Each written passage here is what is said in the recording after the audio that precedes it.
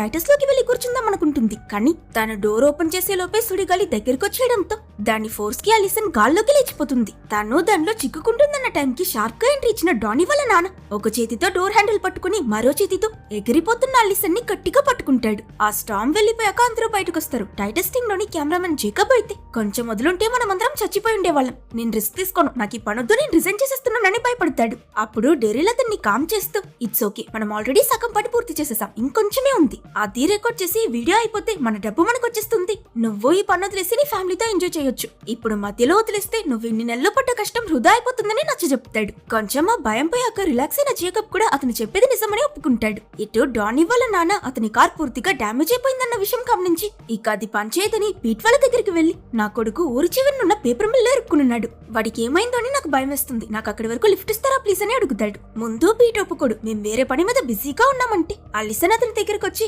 టొర్నాడోస్ కూడా